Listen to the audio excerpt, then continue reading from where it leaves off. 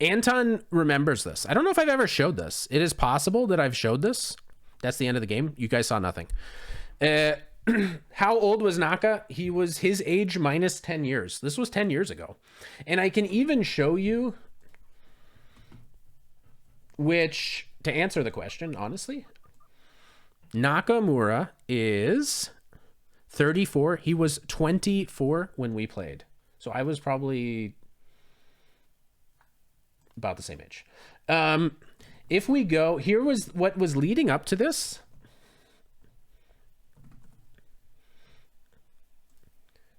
Is this. If you go to uschess.org and you look me up to see my tournament history, this was like my second actual rated tournament. This was my second standard tournament. If you go to my tournament history, you will see that all I do now is staff tournaments. Once a year, I play a staff tournament. If you go back in time to when it all began, this was my first tournament, the Metro Class Championship. This was my second tournament. This is just a quick tournament, though, so I got some quick ratings. And then this is the Community Chess Festival in Fluorescent Valley in Missouri. So here was my first tournament ever. I am somewhere on here. I am here. My first tournament ever, I drew a 1,000. Then I beat two 1,000 rated players. I was off to a rocket start. Then I played a quick tournament. If we go back, this is an FAQ. That's a Friday action quad. These are quick tournaments every Friday in St. Louis. I won every game, defeating 3 1200s. So far I'm off to just a rocking start. I don't think anybody could ever beat me. Then I went to the... this is the Fluorescent Valley tournament. I won my first 2 games. In between both games, there was a simul with Hikaru Nakamura. At this point, I had never lost a game. I was on top of the moon. Nobody could ever beat me. I beat a 400 rated player. I do have this game. It's a very funny game. Then I beat local legend Ken West, who was 1300 at the time. Now I'm playing Nakamura. I'll give you a little spoiler. After the Naka game, I didn't do so hot. The first person to ever beat me in a rated USCF game was Spencer Feingold, the son of Ben Feingold. We've played many times. I think I actually have a winning record. Not this first game, although we did play a very similar opening to the game I played against Nakamura. So that's the history. I am undefeated, and I'm brand new. My provisional rating is like 1,300, and I'm going up against, at the time, like the best US player by so much. It was a 20 board simul. There was no passing. So when you came to your board, you had to play. And I quickly discovered as more people dropped out, it started to come around a little bit faster. He played here. I played the Alekhine. Then after the tournament, I will say, I was contacted by the media. So I will tell that story at the end. There's a little bit of bonus. So you do want to stay till the very end if you want to hear the story part of it. He played here. He pushed. That's normal. I moved. I was playing the Alekhine at the time. He played C4. This is like the chase variation. I was like familiar with this, but I definitely mess up the opening. But I'm very confident. He played C5, forcing me back. And then he plays here. After E6, let's actually keep this on. I want to see the database. Hopefully I'm not spoiling too much. If you want to know the moves, you can look ahead. But I want to look at the database because I played E6. He plays here. This is the Lasker Simul Gambit. Somebody shared a game that they played. Somebody here in the chat is very excited about this, but as white. And I agree. This is like it's very good for white against somebody that's like playing in a simul. Things can get very dangerous very quickly. And I messed up like immediately. Well, I took here, which is normal. D takes C3. And then if you look at the Masters database, People are playing knight to c6, attacking this. People are playing queen to h4, attacking this super long distance, but also not allowing the opponent's pieces to come in. I took this pawn. This is a very rare move. And after queen to g4, I don't think I'm lost, but I feel like it's already starting to go pretty bad. This was a move that I probably didn't see coming. He's attacking my g-pawn. Look, I'm in a lot of trouble. Most strong players would play like king f8 or rook g8 or g6. I didn't play any of those moves. I guess I played more like the Lee Chess database. No, just kidding. I went back. I played bishop to f8. I just went back. And I do now. We'll just turn this off now so you don't spoil the game. The opening goes really well for him. He plays bishop to g5. Now I basically have to go here. There's probably no way to play f6. Takes, takes, takes. So I've given the pawn back. So I have to be like, all right, I'm playing for some sort of compensation. Maybe later in the future, my rook's attacked, but maybe I can move this guy out. Maybe I can start chucking all these pawns or something. Like I had to do something. I'm in a lot of trouble. And I think here I probably can play queen f8. That's probably the best move, not giving up a pawn. I go here. We can check at the end of the game. If I remember right, he should just take this pawn and be up a pawn and then beat me like a grandmaster. But he doesn't. He plays for activity. He's not too worried about it. He castles. And now I definitely have some problems developing the rest of my pieces. It's not going to be easy. But I played here, queen to c5, attacking the bishop. And after the bishop goes back, I play knight to c6, attacking this pawn. He plays knight to f3. This was probably all expected. And I have to do something because I got to get this bishop out. It's not easy. So I played the most energetic move I could, b5, with ideas that now the bishop can get out, allowing me to castle queenside, but also I can play b4. And maybe I can throw in a5, a4, which is what happens in the game. During the game, I'm actually I'm chilling. I'm like, all right, this is good. I got some compensation. I don't feel worried at all. I was way too confident because I was so new to chess that I had no idea how good Nakamura really was. I had no idea. I've only played a couple 1200s and I've been beating them up. And I feel like I'm a superhuman at chess. He moves the king. I play a5. I'm coming to get him. I have no fear. He goes here. Now, this is probably the start of a really good plan. It's giving this up. But if I remember, the plan for white should just be slam a knight on f6 and I resign. I think if he puts the knight on f6, maybe he will take this pawn and then he'll go here. I resign. That's too strong. But he's given the e-pawn. So I take. Takes, takes, and now he goes here. Obviously, he could have just taken my h-pawn. He never takes my h-pawn. He always can. He never does. He's just trying to maximize all of his pieces. I am a pawn up. I have more pawns than him. He's going to get the h-pawn back. It's not too much of a worry. I play knight to g4, attacking two pawns. I'm sure I felt great about it. I'm just going to take more of his pawns. This is easy. He plays rook to d4. And I suppose I thought about each capture really quick and then decided to drop back to f6. I think I maybe can take this one or something. It's easy to get trapped without using an engine or anything. It's easy to get trapped. There's probably also here. I think this is probably the best way to trap the knight. It's really easy for these guys to fall off. I think there is some way I can take this and then survive because there's some counterattack. It's something weird. There's some weird at some point I can counterattack and then I can take this pawn back or something. But I just decided to go back. I will defend this pawn. If my knight ever comes under attack, I guess I can defend my knight or something. Wait, actually, there's like a tactic there. Seeing this now. He went all the way over to h4. King's Crusher has covered every game, so it's, I guess, not a surprise. But he's a legend, so thank you to King's Crusher for doing this 10-year-old analysis. He dropped back. I pushed forward. So I'm just like attacking. I'm kind of mindlessly. I'm just, whatever, I'll just attack you. He finally takes my pawn. I take back. He comes in. I go here.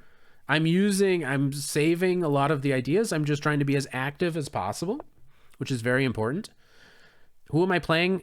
I am black against Hikaru Nakamura, who is a chess grandmaster. Then I took here. He takes back. And I play this one. So I'm just attacking him. I'm trying to just go here. What rating am I? I'm about 1,300. I had beaten up on all the 1,000s and 1,200s, and I worked my way all the way up to about 1,300 before I lost a game. Bishop b3 was played. That's how you defend the pawn. I just traded, and I go up. I've now connected my rooks, and my rooks are now ready to just start coming in here. And it's probably good for me. He plays g5. I go here, forcing him basically to trade off the rooks. If he doesn't, I mean, not only can I take this and allow this, or I can even force a trade that way. He trades, I take back. And this was my biggest regret. This is the moment where this is the thing I took away. When I think back on this game, this is like, oh, I have such an obvious move here, but I didn't know it at the time. This was something that when I was 1,300, I didn't know and I learned. And it's rook h3. Super easy, obvious move. I look at this today, and it's disgustingly obvious that you put the rook on h3, and his rook is dumb and mine is great. And then I try to improve my king or push in the center or like do other things. Like, it's so easy and obvious to me now. And it's probably not, I mean, then I should just get some initiative. I'm going to be able to bring the king in. I'm going to be able to play in the center. But I did not do this.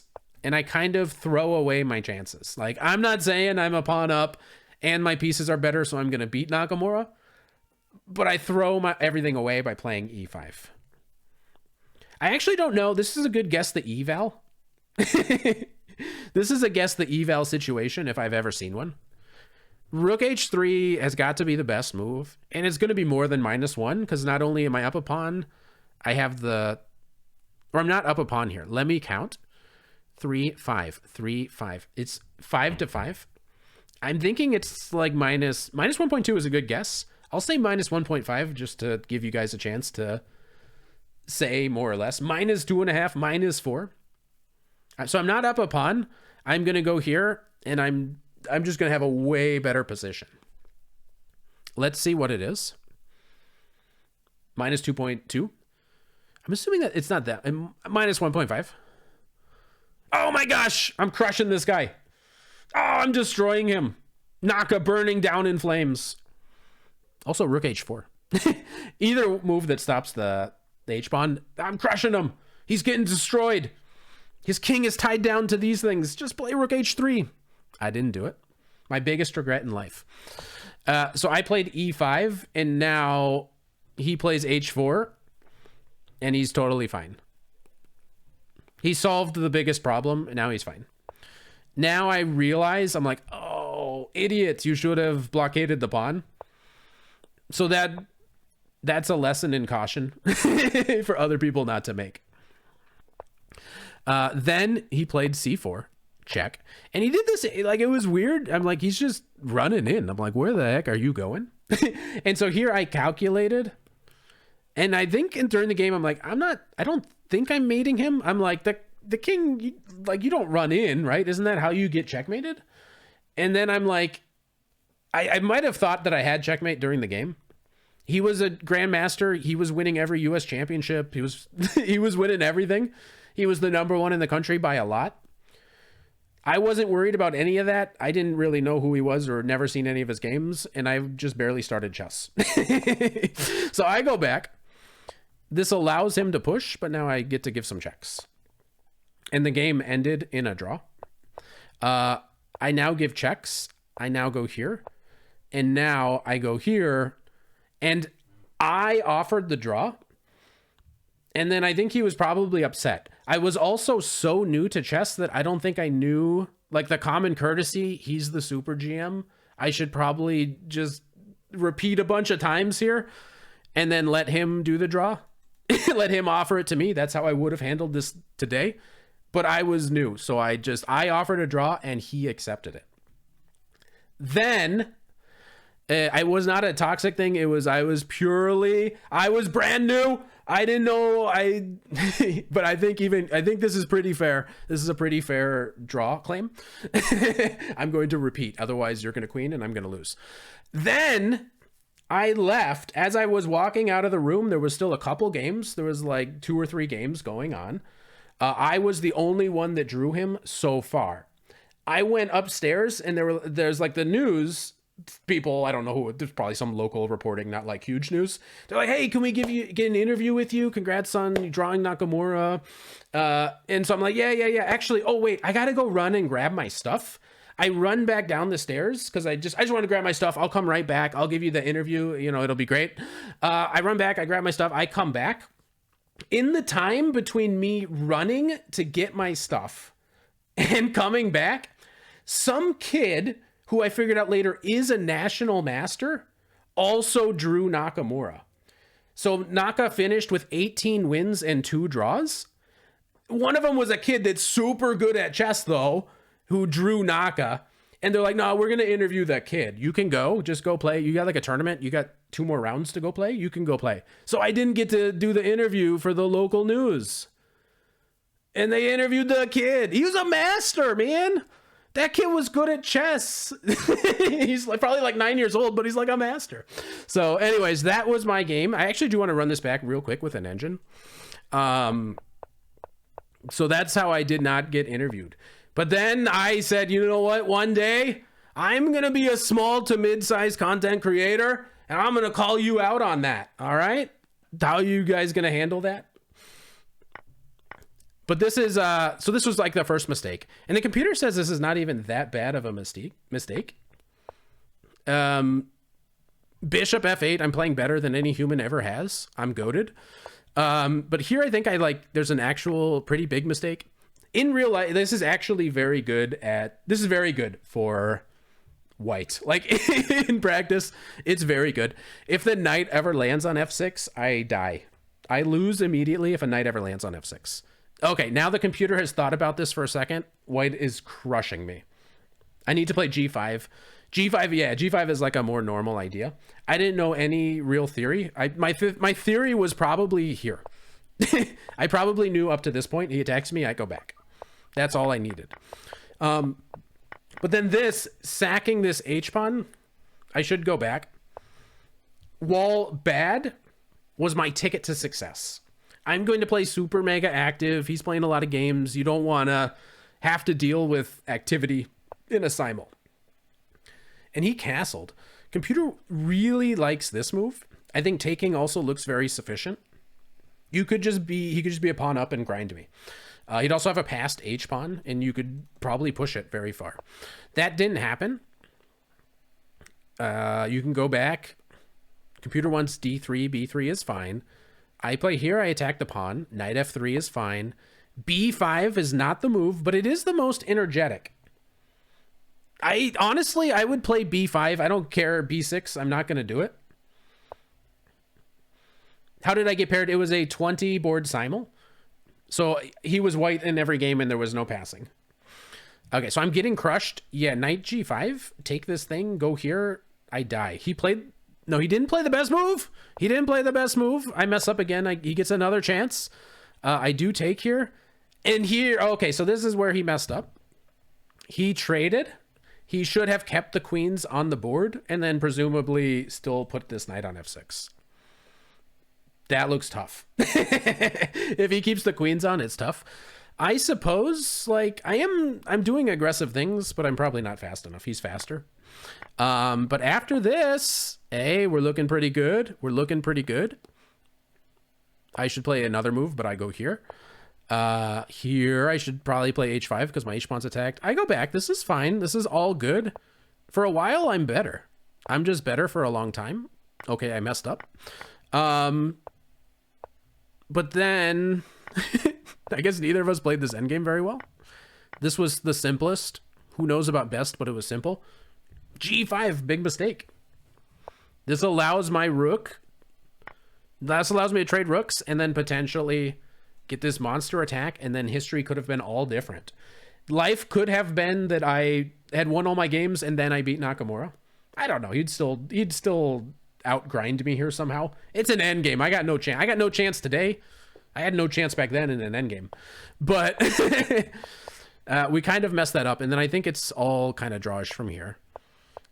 He runs the king in. Still shocked. I'm still shocked. But yeah, this was it. This was 10 years ago. I made a draw against Hikaru Nakamura in a simul.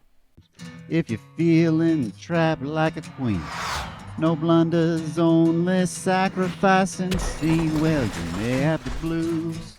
Never be a chicken when you lose.